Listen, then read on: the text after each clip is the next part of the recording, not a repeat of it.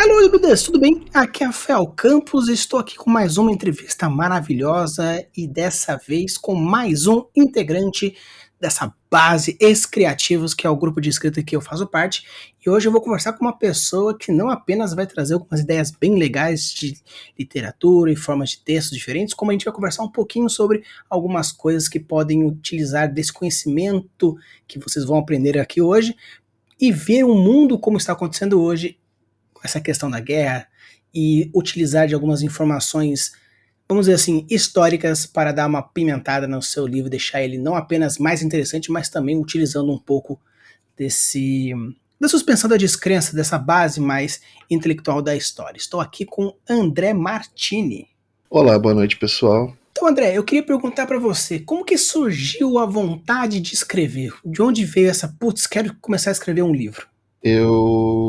Sinceramente, eu gosto de escrever já há muito tempo, desde a adolescência.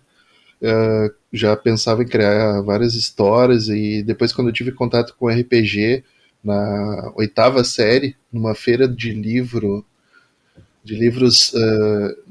eram livros em geral, assim, que o pessoal levou para fazer uma espécie de sebo no colégio.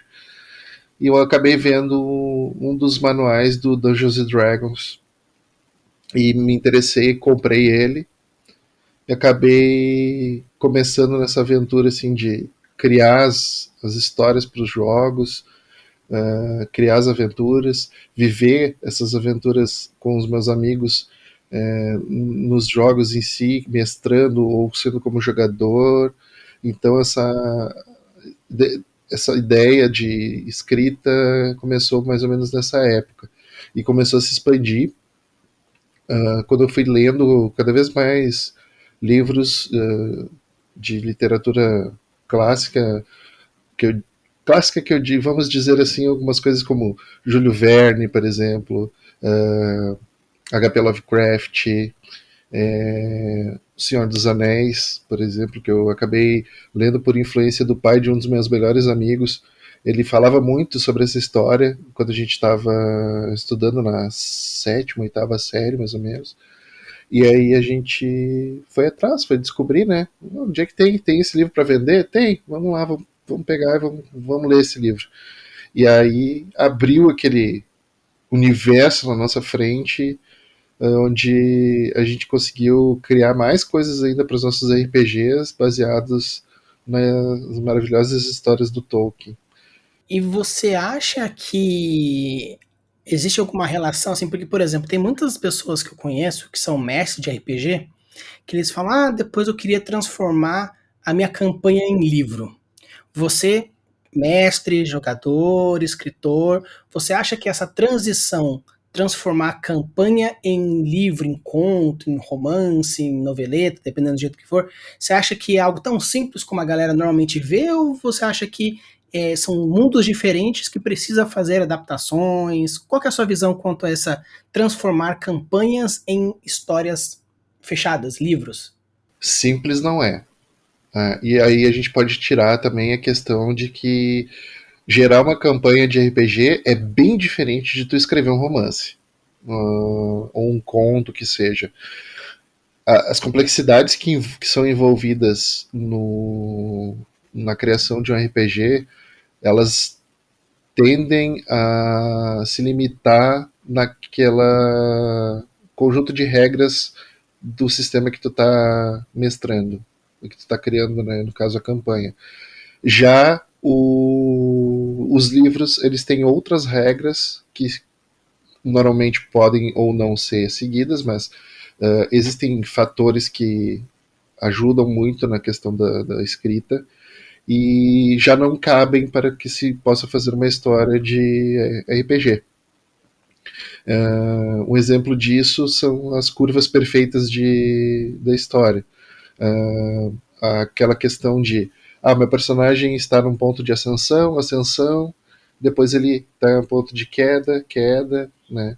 Então, para os livros isso pode se tornar interessante. Para um RPG, não, porque o RPG é muito dinâmico e depende das outras pessoas que estão jogando junto. Eu já faço um processo que é meio contrário do que tu comentou, Rafael, de pegar, por exemplo, uma campanha de RPG e transformar ela numa história, num romance ou num conto. O que eu faço é pegar o meu mundo que eu quero escrever, que eu quero criar já o meu romance e transformar ele em campanha de RPG para que eu possa explorar mais o meu mundo nessas campanhas. E aí eu consigo resultados muito bons. O pessoal que joga comigo interage bastante, inclusive tu é um deles. É, Me dá muitas ideias, né? Eu depois posso contar uma ou outra ideia que surgiram de desafios que eu larguei para os jogadores e acabaram sendo coisas que eu quero usar numa história hoje. Eu vou falar uma delas agora, eu não sei se Não, tem mete problema. bronca. Quando a gente estava jogando uma campanha de RPG medieval, o pessoal estava fugindo numa floresta e a floresta estava pegando fogo e o fogo vindo para cima deles. Então, naquele momento, desculpa, estava tudo muito seco na floresta, o fogo se alastrando e correndo atrás deles e tal. E eles notaram que tinham, não interessava para onde eles virassem, o fogo virava junto para seguir eles. Quando eles chegaram num vilarejo, a floresta que beirava esse vilarejo já estava prestes a pegar fogo por causa desse fogo que seguiu eles, e surgiu um elemental do fogo que estava seguindo eles e eles não tinham noção disso, né? O que eu fiz? Eu deixei o pessoal, como o grupo era de um nível um pouco mais baixo, eu queria ver como é que eles iam sair para interagir naquela história ali e conseguir sair vivos dessa brincadeira, né? E não é que o, o bruxo do grupo disse: eu tenho magia compreender idiomas, eu vou lançar essa magia para ver se eu consigo entender o que o elemental está falando. Eu disse: beleza, vamos lá. Ele lançou a magia e aí eu deixei rolar. Ele conseguiu entender o que o elemental queria. O elemental estava procurando por uma pessoa específica, né? E daí o pessoal, daí ele falou: tá, então eu vou falar para o elemental tal coisa. Eu disse: não, a magia te permite compreender o idioma, não falar de volta o idioma com ele. Não é que o outro jogador me aparece com um pedaço de papelão, tecido, sei lá o que que era, e um pedaço de carvão e começa a escrever e desenhar para o elemental entender as coisas que eles queriam passar. Então ficou nesse rolê, sabe? Tipo, o, o bruxo conseguia entender o que o elemental falava e eles desenhavam para tentar fazer se comunicar com o elemental. Como foi uma coisa tão espontânea deles assim, eu deixei a brincadeira correr, né? E é uma das coisas que hoje eu pretendo, hoje não digo, mas um dia eu pretendo usar em algum RPG, alguma coisa, desculpa, alguma história, alguma coisa parecida com isso, porque eu achei que ficou muito bem, digamos, elaborado pelos jogadores, né? Sim, e eu acho legal porque você é o terceiro mestre que vem aqui conversar e os três falam de que muitas vezes é interessante quando você quer expandir a história, seja ele do seu mundo RPGístico ou do seu mundo escrito, fazer com que os jogadores entrem nesse mundo e te tragam ideias. E o legal é que isso é um brainstorm gratuito. Exatamente, exatamente. Essa parte de fazer um brainstorm coletivo com o pessoal é muito legal, porque, claro, tem ideias que vão ser descartadas, mas sempre vai ter alguma ideia ou outra que se ressalta e acaba sendo muito útil durante o desenvolvimento de uma história, né? Como, por exemplo, um dos romances que eu estou escrevendo no momento tem alguns elementos que eu já participa, já aconteceram nas sessões de RPG. Como, por exemplo, o pessoal, um dos jogadores ser mordido na perna por uma criatura e um dos outros lá e curar ele, né? Coisa básica, coisinha acontece o tempo todo, mas que, por exemplo, algumas batalhas, isso é uma coisa legal também de se falar para o pessoal, para o público mais RPGista, narrar as batalhas com minúcias também, além de deixar o jogo mais imersivo, também ajuda bastante para dar ideias, né, que os jogadores possam estar dando ideias para vocês e vocês podem estar coletando essas ideias para escrever depois. Sim, e eu acho legal porque, pelo menos assim, quando eu vou jogar, eu tento sempre ao máximo utilizar dos conhecimentos do meu personagem e um pouco dos meus quando é cabível, né? Por exemplo, se eu coloquei lá herbalismo no meu personagem, eu vou utilizar os meus conhecimentos de botânica que eu aprendi na faculdade para dar uma, uma aumentada nas coisas assim. Ah, então, né? Eu, Rafael, sei que uma planta X faz tal coisa. Então eu já chego no mestre, ó, mestre, já que eu tenho herbalismo, será que eu não consigo encontrar uma planta que tem essas propriedades, como se fosse a nosso manjericão da vida real, porque eu queria causar tal efeito, isso, aquele outro?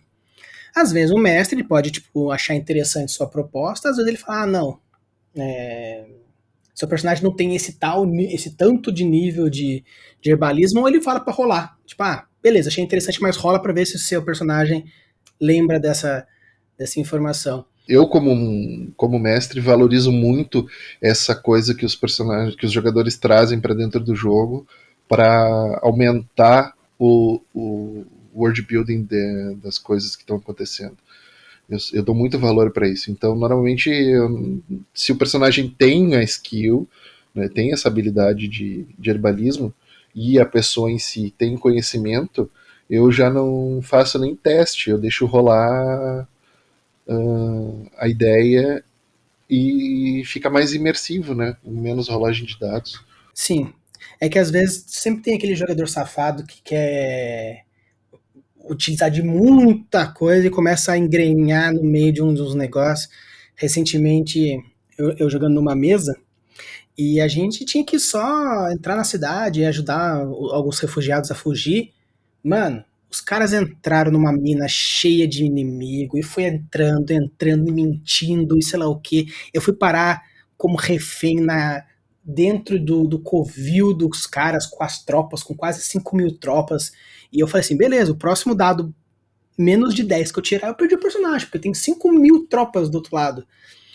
Ah, e por quê? Porque você vai inventando coisa, o mestre vai dando corda pra você puxar depois, né? Uhum. Mas eu acho muito legal essas correlações, porque uma coisa quando a gente fala sobre construir histórias, e seja elas para colocar em campanhas ou para colocar em livros, sempre tem essa questão de o que você quer propiciar para os jogadores ou para os leitores, né? O mestre sempre, tipo, ah, eu quero fazer o meu mundo, mas o que eu quero trazer de experiências para os meus jogadores? Que experiência eu quero que o meu leitor tenha? Sensações, emoções, conhecimentos? Acho que isso é sempre muito bom fazer essa correlação de informações quando você vai trazer essas experiências para a galera.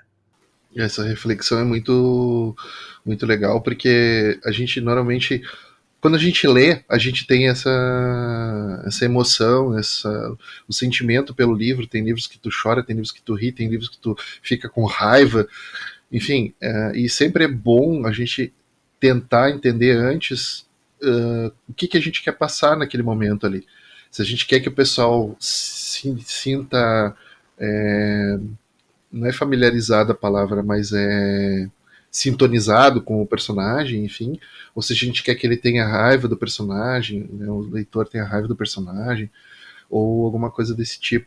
E no RPG tem uma coisa que é bem legal em relação a isso, que o mestre ele tem sempre a surpresa de como os personagens vão agir, os jogadores, no caso, vão agir, né, através de seus personagens. Então, isso acaba acarretando praticamente a mesma experiência de se ler um livro, na minha opinião. Porque, assim, muitas experiências que eu tive como mestre mostram que nem sempre tudo que foi planejado para uma sessão vai acontecer naquela sessão. Os personagens podem tomar rumos diferentes.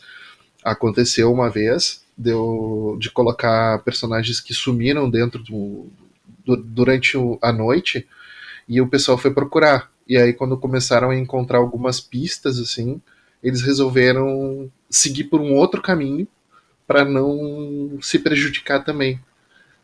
como eles achando assim, não, mas o personagem acho que morreu, então vou deixar ele morto lá e não vou ajudar e vou para outro caminho. Mas eles precisavam, de acordo com o que eu tinha planejado, eles precisavam ir ver o personagem, né? E daí se acarretaria em algumas coisas.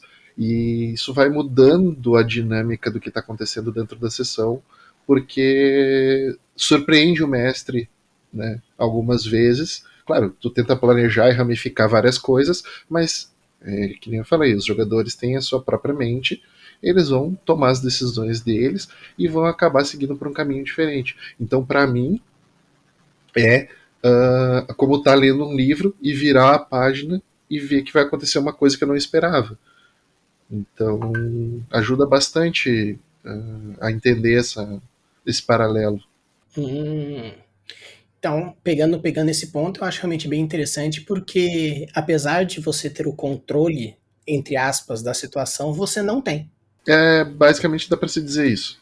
E, André, você falou aqui na questão de mestre, tem escrita, você falou que começou com um sebo, né, que apareceu na escola, e aí você conhecia alguns tipos de literatura, mas que tipo de literatura você consome atualmente? Atualmente eu estou consumindo bastante literatura de fantasia, estilo Senhor dos Anéis, estilo que eu tenho aqui o Nome do Vento, por exemplo, também mais ficção fantástica, como Duna, e alguma coisa de horror, né, estilo H.P. Lovecraft, e também eu leio bastante livros mais técnicos, né, não é livro de matemática, coisa, mas principalmente livros de história, para entender fatos históricos e como eles acarretaram nos resultados que acarretaram, para que eu possa aproveitar isso e usar nas minhas histórias. Né? Eu sou um entusiasta da literatura de história para poder entender muito esses paralelos do por que aconteceu tal coisa, o que levou tal país a atacar tal país, o que levou a economia daquele país simplesmente falir sem ter uma guerra, entre outras coisas. Sim, e isso é assim, é incrível, porque quando a gente fala de world building, a gente tem que pensar em economia, sociedade, cultura, política, linha temporal, período histórico e vários outros pontos para te ajudar a criar um mundo mais robusto, com o mínimo de falhas possível. E assim, e mesmo que você fale assim, mas quando a gente fala de ser humano, não existe uma ciência exata, porque são muitos fatores a serem avaliados, mas quando você consegue referenciar de alguma forma, por exemplo, eu acho muito interessante, de uma maneira burra, mas interessante, Napoleão querer invadir a Rússia no inverno. Uhum. Mas você pega e estuda o fato histórico, como foi aconteceu, quais foram as motivações do exército russo, do exército napoleônico, e você e faz uma cena, uma história, um conto onde aparece essa cena, e as pessoas percebem que existe uma relação, e com isso te dá argumentos para deixar a sua história mais factível.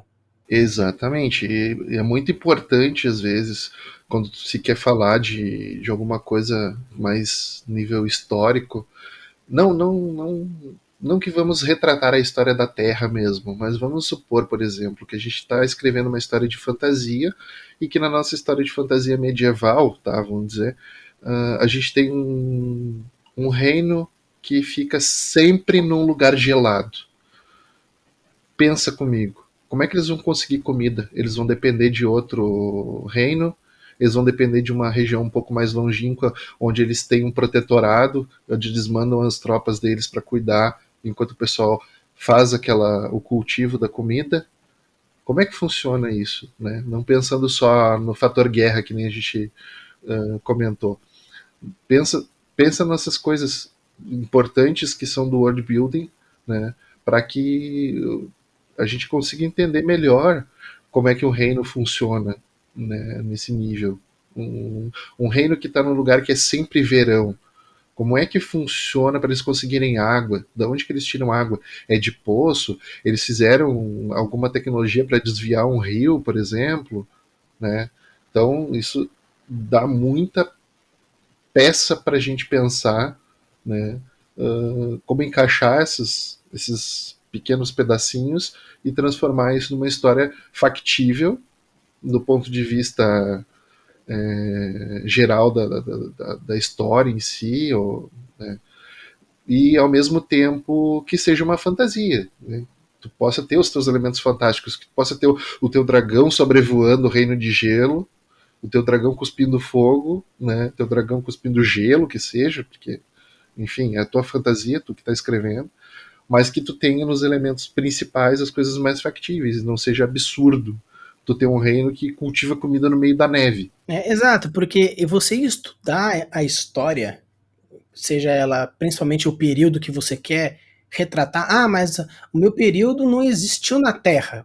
Perfeito, mas dentro de um plano geral, ele é mais imperialista, ele é mais medieval, ele é mais Homem das Cavernas, ele é mais ano 3000, ele seria a época do shogunato japonês, seria a época das grandes navegações na África. Você consegue minimamente fazer alguma relação, principalmente quando você estuda a história, e fala assim, puxa, minha história, ela, se fosse na vida real, seria algo em torno de 1400, 1600 no Congo. Por quê? Porque eu estudei aquele, né, algumas guerras civis, a parte da colonização, da parte disso aqui, aquele outro. Então você fala, beleza, e a partir disso você pode pensar, tal povo resolveu tal problema dessa forma. Aí você muda o problema, ou muda um pouco a forma, coloca algum elemento fantástico que você quer interessante.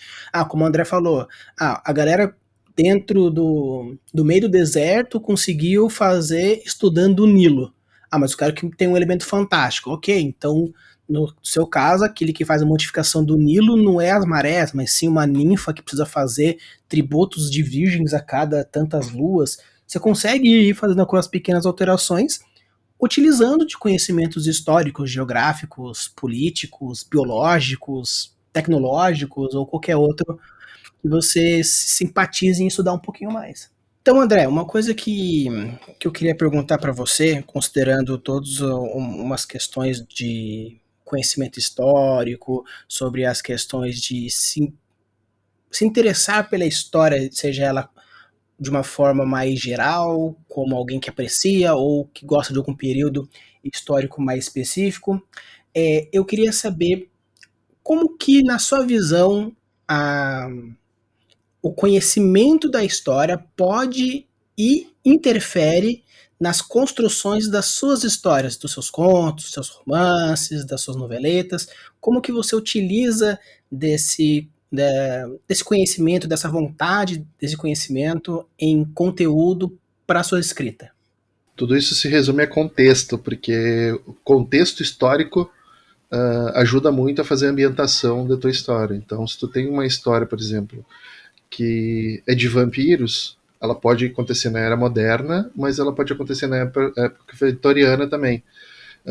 Então, o contexto da história o período histórico vai definir o contexto da história. De que forma?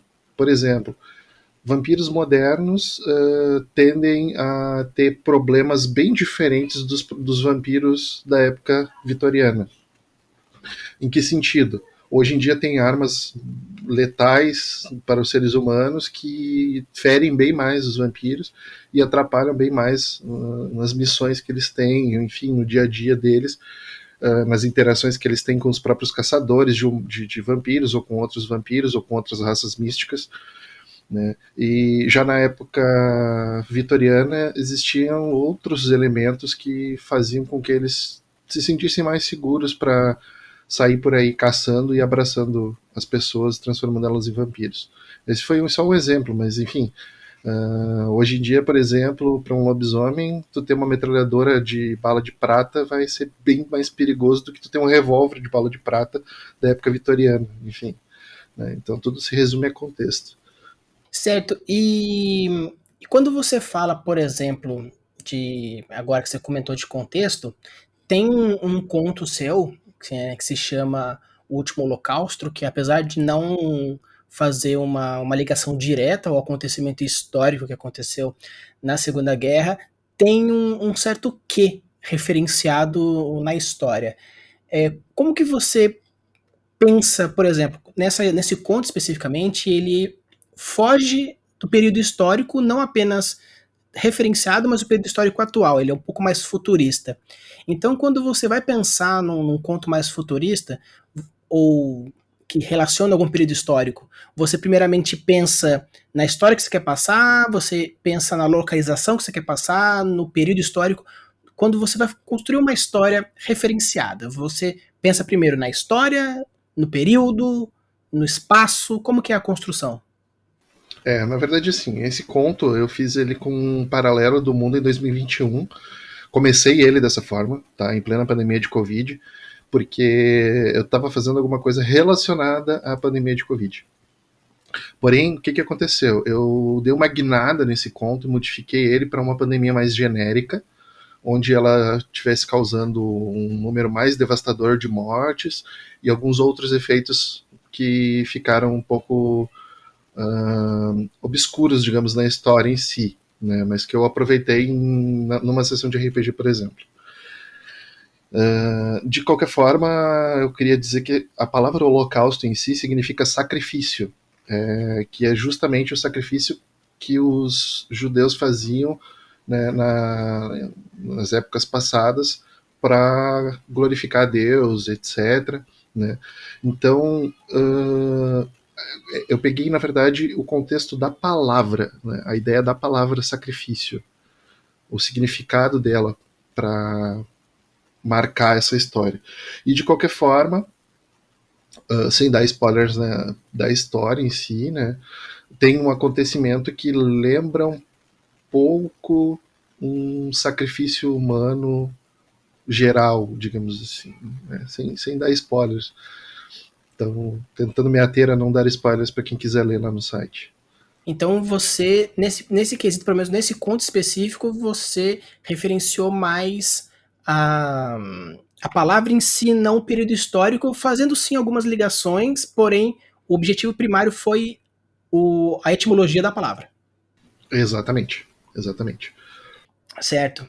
E tem uma noveleta que está se tornando um romance, que nós iremos conversar um pouquinho mais sobre isso, daí quando essa história estiver finalizada, o link vai estar no episódio, então fiquem atentos nas redes sociais do André, que quando essa história estiver pronta, vocês vão ter que ir lá, a gente vai dar uns gatilhos de curiosidade de vocês.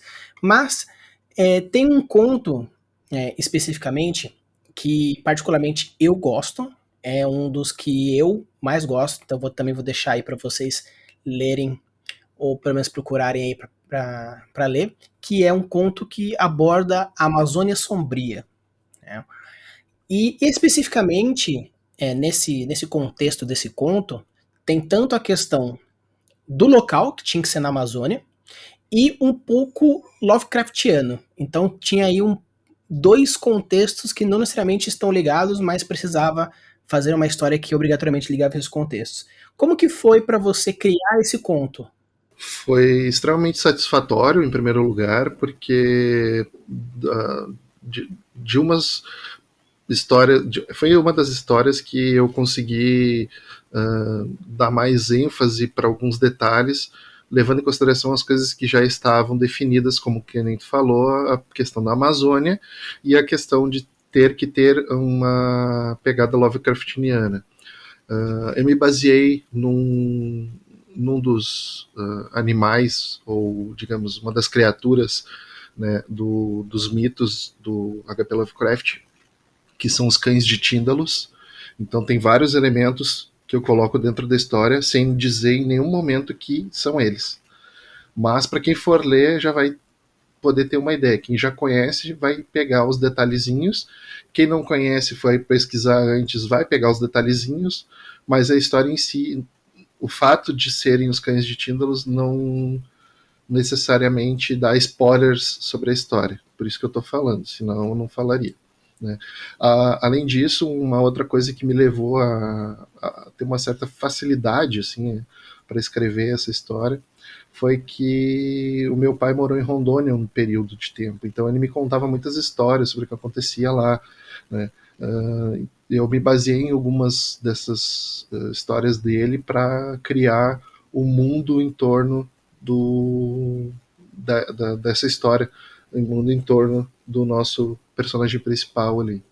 Então, uma coisa que é bem legal é porque, é, obviamente, a gente vai deixar todos os links para você pegar as obras do André para ler, especificamente essa aí que eu gostei bastante, porque é uma história bem rápida, porém tem uma tensão e um ritmo muito legal. E eu queria saber de você, quando você escreve uma história, nós aqui dos criativos, a gente já percebeu muitas vezes, até no último feedback que a gente fez, que o seu ritmo e a sua progressão é muito RPGística. Tanto no ritmo da história, quanto na evolução dos personagens. Tem, obviamente, alguns elementos, como a gente comentou no começo do episódio, que, sim, por ser mídias diferentes, precisa de ter técnicas de escrita e de história diferente.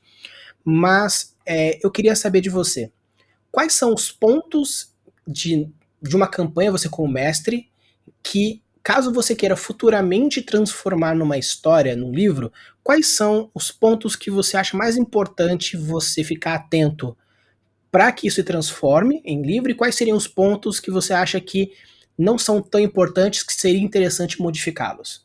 Pontos extremamente importantes. A evolução do personagem em si, né, como através dos jogadores que estão personificando aquele personagem ali. De qualquer forma, eu também tenho alguns pontos da história que eu gosto de deixar como marcados, por assim dizer, que são os pontos que são obrigatórios a acontecerem na sessão. Eu já falei um pouco antes que às vezes os personagens divergem dos pontos principais que eu coloquei, dos pontos que eu coloquei, mas não dos principais. Os principais eu sempre tento dar uma volta e fazer eles voltarem àquele ponto. Para quê? Porque aqueles pontos são necessários para a história poder prosseguir. E isso pode levar em consideração a questão de world building. Por exemplo, o personagem tem que passar por um local da cidade que tem um monumento a um deus XYZ, porque depois eles vão acabar tendo que interagir com esse deus ou com o representante desse deus, um acólito, enfim, qualquer coisa desse tipo. Então é para ter para personagem, para os jogadores terem as migalhas das coisas que vão acontecer futuramente e para que isso se torne uma história em si, os próprios leitores terem essas migalhas para não ser uma coisa que aparece do nada. Né? Coisas que eu acho que são retiráveis ou irrelevantes, normalmente algumas coisas do tipo os testes, por exemplo, de perícia. Algumas vezes eles simplesmente atrapalham para se desenvolver uma história muito bem. Então, o que eu quero dizer com isso? Eu quero dizer que se, por exemplo, um personagem vier me convencer, né, ele está interagindo com um NPC e ele vier e me convencer que ele realmente, num blefe, por exemplo, né, eu deixo a cena correr sem precisar fazer teste de blefe. Para dar mais um dinamismo e fazer com que os próprios jogadores tenham essa questão de querer atuar mais e não deixar tudo à sorte dos dados. Né? Algumas vezes também, voltando à questão anterior de o que é positivo, né, de se deixar, é que às vezes uma rolagem de dado que cai não necessariamente é uma coisa ruim para uma história. Pode ser para o personagem naquele momento, mas não necessariamente para uma história. Eu vou contar rapidinho um caso que aconteceu. O pessoal estava invadindo uma caverna de orcs, todo mundo entrando, tentando rodar furtividade direitinho, bonitinho. Quando chega o mago do grupo, desculpa, e chega o mago do grupo e acaba entrando a cavalo no meio do negócio. Aí eu disse para ele, tudo bem, tu vai entrar a cavalo, tu vai chamar a atenção de todo mundo. Aí ele disse, tá, então eu vou tentar frear o cavalo antes de chegar à vista de alguém, né? Aí eu, tá, beleza, vamos fazer o seguinte, já que tu entrou já, rola um dado só pra gente ver o que vai acontecer. Aí ele me rola o dado e tira um. Ele me caiu do cavalo, saiu rolando no meio do todo mundo, chegou no meio de onde tinha uma fogueira, e os orcs lá fazendo o churrasquinho deles. E aí, pronto, denunciou todo o grupo, né? Aí começou uma batalha que não estava prevista, então para uma história é interessante. Para eles foi meio problemático no momento. Eles ganharam a batalha, mas foi muito sofrida, assim. Então, porque pensando nisso que você está falando, às vezes eu fico pensando assim, quando a gente vai escrever uma história, a gente planeja fracassos, sucessos que façam sentido para aquilo que a gente quer trazer para aquele contexto, né? Por exemplo, a gente quer desenvolver uma habilidade do personagem, então a gente coloca que ele tem sucessos em algumas coisas. E no RPG a gente não consegue prever um 20, nem prever um 1, É, né? Obviamente, com algumas perícias você até consegue ter uma ideia de algumas pessoas que podem rolar uma segunda vez, rolar com vantagem, assim por diante. Aí, o que eu fico com aquela dúvida é que porque eu já quis uma vez transformar uma campanha minha em conto, mas tem alguns momentos que a rolagem de dado vai tão contra alguma coisa, mas eu deixei acontecer essa coisa contra, que na hora que eu comecei a converter em história, eu tive que adicionar algumas cenas para justificar aquele que, né, aconteceu. Que nem, por exemplo, o gigante, ele foi dar um soco no cara, acertou o soco, só que tirou, na hora de rolar dano, tirou dois de dano. Aí eu fico pensando, putas, um puta socão de um gigante vai causar 2 de dano no negócio? Então eu tive que criar todo um contexto a mais de uma cena para justificar isso. Aí eu queria saber, você acha que quando a gente vai então construir uma história baseada, realmente seria interessante, depois que aconteceu a campanha, ver como modificar cenas e cortando e colocando cenas para que a história faça sentido? Ou você acha que, por ser baseado, você tem o direito de a licença poética de falar assim, não, é baseado, então algumas coisas podem não fazer sentido porque rolou dado? eu acho que não precisa ser uma transcrição da sessão de RPG. Então tu pode fazer várias modificações para que caiba dentro da história que tu está escrevendo. Isso não quer dizer que a história vai ficar ruim só por tu ter tirado algum elemento que aconteceu no RPG. No momento o pessoal pode ter dado risada, pode ter sofrido, mas na história em si o leitor vai acabar achando, tendo um outro sentimento em relação àquilo ali, porque tu fez aquela modificação. E muitas vezes é necessária essa modificação. Né? Tem coisas que são absurdamente forçadas, como por exemplo, ocorreu numa sessão onde um personagem entrou dentro de um dirigível e foi lá e começou a atacar magia de fogo e derrubou o dirigível. Aí eu rodei vários testes para ver se ele ia morrer na queda e tal. Tá, não morreu, mas ficou um pouco forçado. Então, numa história, eu colocaria que ele morreu, se sacrificou pelo grupo para derrubar aquele dirigível que estava bombardeando a cidade.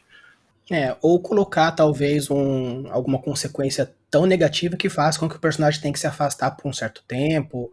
Aí, André, uma coisa que quando eu conversei com a Camila há uns tempo atrás, a gente falou um pouco sobre, por exemplo, quando eu veio com a Sasaki, um pouco sobre Dania, que falava um pouco sobre uma coisa mais épica com alguns pontos de comédia.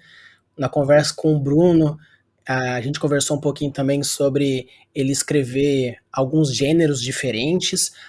Então eu queria perguntar para você, você já escreveu algo é, histórico, sombrio, agora está escrevendo algo mais relacionado a um steampunk, mas com uma pegada um pouco mais cômica, RPGística. Queria saber para você como que é a sua, no seu caso, a mudança de mindset para a construção de gêneros diferentes. Porque eu sou mais de fantasia, com sempre uma pitadinha de terror ou um mistériozinho, então sempre nas minhas histórias pode até ser alguma coisa um pouco mais leve, mas algum elemento de horror, ou um elemento de mistério, um elemento de terrorzinho vai ter ali no meio. Eu não tenho um espectro muito grande. Como que é para você essa mudança de gêneros? O que muda na sua cabeça? Muda o foco em si, mas eu posso dizer que é uma mudança natural quando eu vou começar a escrever uma história nova, de me colocar naquele mindset, né, naquele contexto. Da mesma maneira que eu gosto de assistir Star Wars, eu também gosto de assistir o seriado Dark, por exemplo, que são coisas completamente distintas. Eu gosto de assistir um seriado de comédia. Não vou citar quais aqui, porque normalmente o pessoal cai em cima.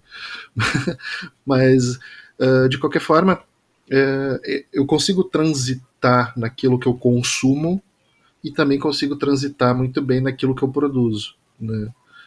Para mim é fácil, é tranquilo de fazer. Então é uma coisa mais pro natural, então você meio que é só pensar no foco, objetivo e premissa que daí você consegue aos poucos ir mudando a história sem ter algum problema na hora da transição, por exemplo. Claro, existe sempre aquela questão da revisão, né? Às vezes a gente pesa a mão num ponto e aí acaba tendo que tirar algumas coisas ou acaba tendo que adicionar algumas coisas que, por exemplo, numa história de horror, cara, tu não pesou muito a mão, então vamos dar um jeito de ficar mais dark para o pessoal curtir mais, o pessoal que é público-alvo daquela história ali curtir mais. Então tem que ver também sempre a questão do teu público-alvo. Né? É muito importante definir o teu público-alvo antes de começar a escrever a história, porque tu não vai começar a escrever, por exemplo, uma história infanto-juvenil e daqui a pouco tu tá fazendo uma cena de tortura completamente gore na história. Não cabe, simplesmente não cabe. Então tem que estar ciente do teu público-alvo. E o que tu pode e o que tu não pode colocar. Da mesma maneira que tu pode colocar um pouco de comédia para um pessoal que é mais adulto, só que o pessoal mais adulto já consegue também aguentar mais coisas pesadas dentro da história. Então, sempre rola alguma coisinha assim, uma cena mais pesada em relação a uma batalha, uma descrição um pouco mais específica sobre o que está acontecendo naquele momento na batalha, né? Sempre varia de acordo com o público-alvo, isso é muito importante. Uma coisa que funciona muito para mim quando eu vou escrever uma história é imergir. Tanto que quando eu fazia teatro, eu sou daquela escola de tentar trazer o sentimento e os pensamentos, o mindset do personagem que eu estou fazendo para que a interpretação seja melhor. Né? Eu sou dessa escola dramatúrgica. Então, com isso, por exemplo, todos os meus contos que já se transformaram em premiações, né? Porque passou em algum concurso ou não, mais especificamente os que passaram, eu sempre deixava aqueles vídeos do YouTube, 2 horas, horror music, dark, fantasy, coisa assim. E eu sempre escrevia com esse fundo musical. Isso me trazia esse sentimento. Aí eu queria saber, por acaso você utiliza de alguma coisa, por exemplo, eu vou escrever uma coisa mais na comédia, então vou assistir alguns stand-ups, eu vou ler algumas coisinhas antes de escrever, durante você escreve, ou é mais você só desliga a chavinha e com isso você já consegue criar as referências?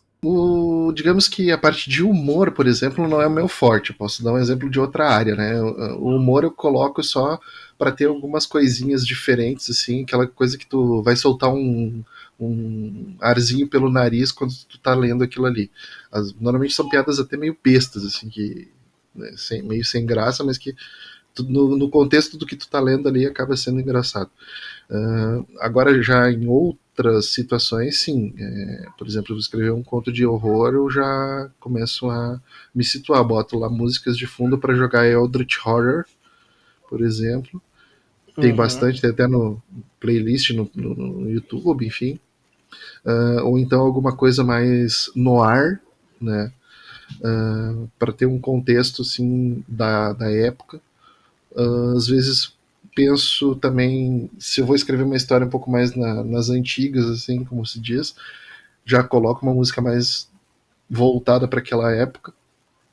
E a música ela me ajuda a me concentrar, não que ela vai ser só para inspirar, digamos, mas é mais para concentrar na escrita em si.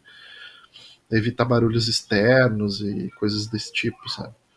Aí, pegando esse assunto de barulhos externos, eu queria saber, agora, de todas as pessoas que eu já chamei até agora, ninguém é pai, ninguém é mãe. Então, André, como que é ter, obviamente alguns namoram, outros, né, estão noivando ou já são noivos, mas ninguém ainda constituiu uma nova família. Então eu queria saber como que é esse equilíbrio, como que você tenta fazer para conseguir colocar a escrita, o trabalho, a família. Eu sei que às vezes consegue, às vezes não consegue, porque tem tempos em tempos, mas como que é para você essa divisão em família, escrita, trabalho? Tem bastante disciplina envolvida, tá? E tem bastante dar atenção nos momentos certos, né? Por exemplo, a minha filhinha ela vai para escolinha durante o dia, então é o momento em que eu trabalho. Quando ela chega em casa, eu volto a minha atenção para ela, paro de trabalhar, volto a minha atenção para ela, até o momento que a gente vai fazer nossa rotina noturna ali e ir para a cama. E normalmente depois delas, da minha esposa e da minha filha estarem dormindo, é que eu volto pro escritório que eu tenho no meu apartamento e começo a escrever. E algumas vezes é de manhã, antes de começar a trabalhar, né? Então, eu começo a trabalhar às 9 em home office, então eu tenho um bom período que eu posso aproveitar para escrever. Claro, levo ela para a escolinha, chego em casa, dou uma escrevinhada, né? Ou antes de levar ela para a escolinha, né? Eu sento para escrever ali alguma coisa. Tem noites que eu perco o sono, infelizmente, mesmo tendo disciplina, às vezes eu acabo perdendo o sono cedo, lá por 4:30, 5 horas da manhã, e eu aproveito isso para alguma coisa produtiva, normalmente para escrever, ou também algumas coisas do meu trabalho que acabam respingando para o dia posterior. Né? Eu acho muito importante isso porque uma coisa que é uma frase que acompanha bastante a minha família, que é você pode muitas vezes contar com uma pessoa ocupada do que contar com uma pessoa desocupada, porque a pessoa ocupada ela vai se desdobrar para achar um, um, um pedaço na agenda dela. O desocupado, você só vai ser mais um compromisso que ele possivelmente possa ser jogado para frente. E vai com certeza até tentar fazer de tudo quanto é forma evitar de te ajudar, porque ele quer ficar na dele. Exatamente, já tem essa aura. Então, eu acho muito importante, principalmente uma dica de uma pessoa que tem várias funções, várias responsabilidades. Você falou muito sobre a questão de disciplina, e eu acho que, principalmente, a galera que é mais nova, né, que me acompanha e é mais nova, tentar ao máximo colocar, que nem o André colocou, o meu período de escrita é de manhã antes de levar minha filha, ou depois que ela foi dormir, ou em alguns períodos entre X e X horas. Então, é importante o word builder, você escritor, escritora, criador, seja qual for, estipular esses horários para poder exatamente colocar o que o André colocou. Saber dar atenção da coisa certa na hora certa. Então, se você estipulou esse seu horário de trabalho, isso, aquele outro, saber dar a atenção no horário certo, eu achei uma dica incrível. E muito importante também que eu esqueci de comentar é que não é só parar para escrever, a gente tem que ler também, consumir alguns materiais. Pode ser escrita, pode ser. Hoje em dia tem muito seriado que dá para absorver coisas muito boas. Eu poderia até citar alguns aqui que tem construção de personagem bem interessante. Tem, por exemplo, vou citar um deles que eu gostei muito agora ultimamente que eu vi, que é de sci-fi, que é o Away, tem no Netflix. O pessoal tá indo para Marte, né? E aí acontecem algumas coisas durante a viagem, óbvio, porque senão não teria porque ter o seriado, se fosse uma viagem tranquila, né? Mas é legal porque dá para ver o crescimento dos personagens, a modificação dos personagens durante a história. Isso é bem visível, assim. Tem vários outros seriados que são mais voltados para o plot, tem mais seriados que são voltados para personagem, tem seriados que infelizmente não desenvolvem nenhum nem outro e acabam sendo uma perda de tempo aí. Então é bom dar uma filtrada e às vezes pegar alguma dica aí com o pessoal que já viu o seriado antes para tentar entender se vale a pena. E livros é a mesma coisa, né? Só que livros normalmente te agregam bem mais do que um seriado. porque a escrita em si ela vai te permitir ir muito mais além, pegar referências, pegar trechos do livro, formas de escrever as coisas, não que tu vá plagiar um parágrafo inteiro, mas tu vai pegar um parágrafo e vai poder, ó, esse parágrafo eu gostei, então como é que eu poderia transformar ele para caber na minha história? Exato, com você consumir aquilo que você produz, né? Exatamente. Obviamente, assim, eu sou um youtuber, significa que eu preciso assistir vídeos no YouTube? Não necessariamente, mas assistir vídeos do seu conteúdo, pesquisar, da mesma forma que um diretor vê filme, que um escritor lê livros, então é algo que você precisa estar consumindo coisas para estar sempre atualizando, aprendendo, criando ferramentas, então realmente é o consumir de forma inteligente aquilo que você precisa consumir. Exatamente. Para o pessoal que é world builder, dá para consumir bastante o canal do Rafa, que justamente tem muito conteúdo bacana, tá? Então, vou fazer propaganda tua no teu próprio podcast. Então, tá Tá vendo? valendo, Então, né?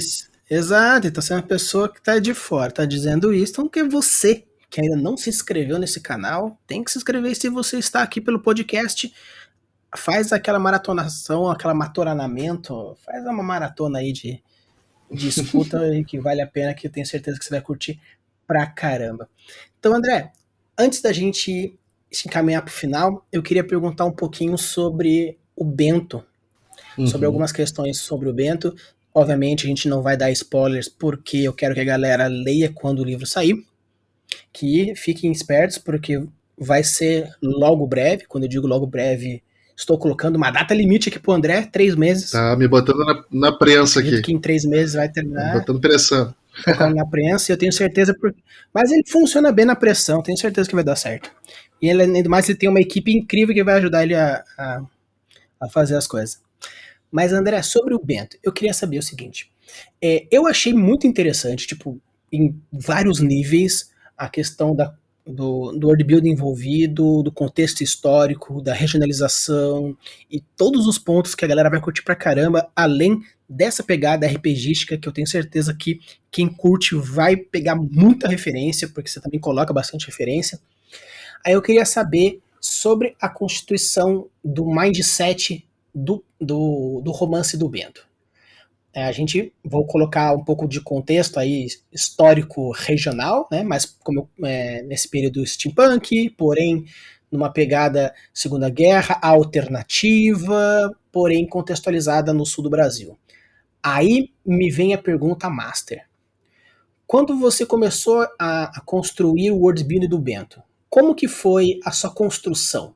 Você pensou no período histórico? Você pensou no ponto, tipo, na região? Foi primeiro o gênero? Como que foi a construção do mundo do Bento? Bom, o início dele foi da seguinte maneira. A regionalização eu pensei justamente porque é uma regionalização que eu conheço, tá? Eu moro no Rio Grande do Sul, então para mim ficou mais fácil escrever uma história no Rio Grande do Sul. Isso foi só para facilitar meu lado, né?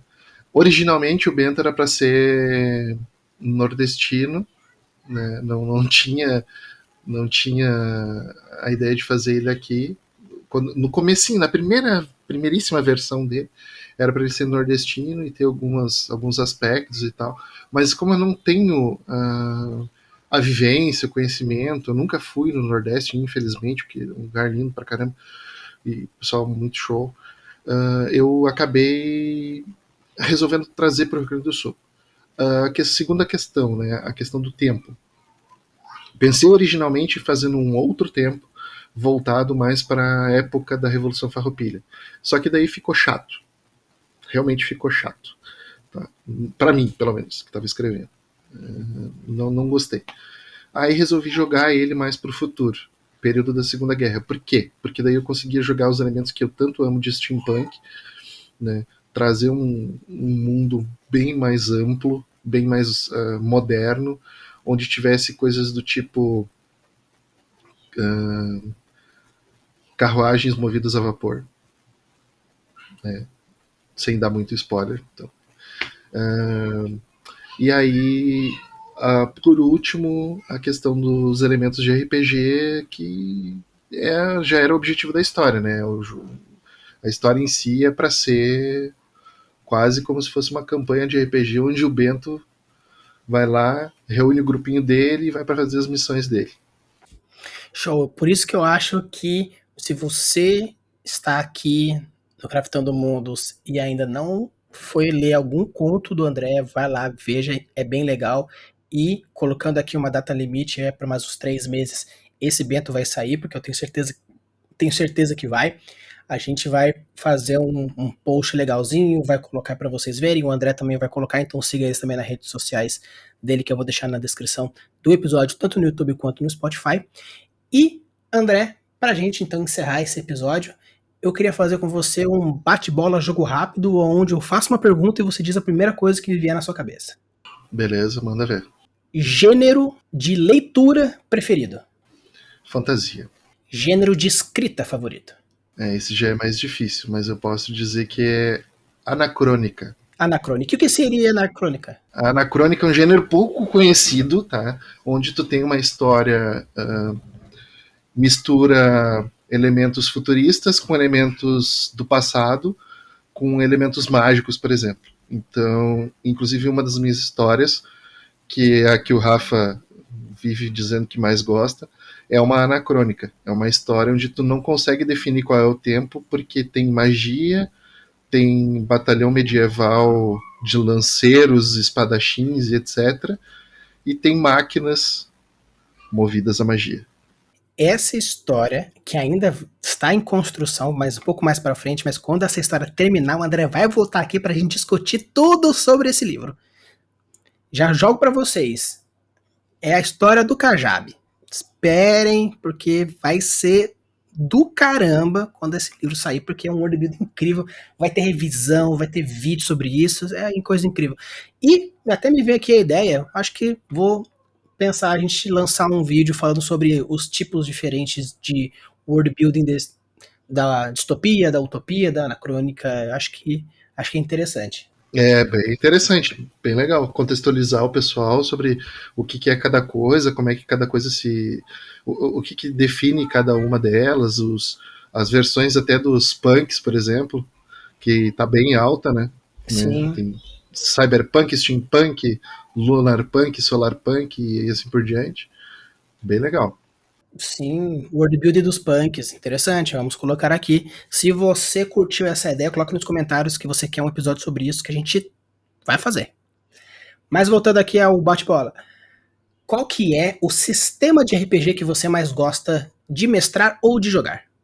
De mestrar Dungeons Dragons, principalmente a quinta edição, agora que tá mais fácil para os jogadores. E de jogar, eu gosto de storytelling por causa dos elementos mais darks.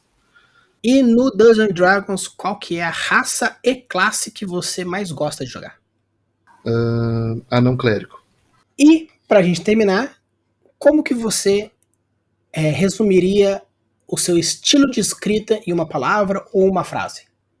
Eu posso dizer que é um estilo de escrita mais brando e acessível para o maior público possível, apesar de, obviamente, ser focado nos públicos-alvos de acordo com cada história. Mas eu concordo, eu diria que é uma história, é uma escrita acessível, fluida, gostosa e, dependendo do qual história estamos falando, até um pouco, vamos dizer assim, familiar, porque várias épocas da vida você pode ler, se você é mais para adulto, se é mais para infantil, eu acho que é bem interessante, porque ele é muito gostosinho de ler. Todas as histórias são muito gostosinhas de ler. Ah, mas o de terror? Até mesmo de terror, obviamente, alguns de terror, pessoas pequenas, né? Pessoas pequenas não, pessoas mais novas, talvez não seja interessante, mas todas as histórias são muito gostosinhas de ler. Então, sim, concordo completamente com isso. Então, galera, esse foi o André Martini. Espero que vocês tenham gostado. Vou colocar aqui as redes sociais dele para você seguir, colocar os links dos contos que estão acessíveis, aqueles que estiverem em Catarse, vou colocar também os links do Catarse para vocês já também correrem atrás. E Não deixem de conferir todas essas histórias e depois vocês colocam nos comentários quais foram os elementos de RPG que vocês descobriram durante essa leitura dos contos do André. Usem e abusem das suas criações e deixem seus mundos cada vez mais incríveis. Valeu!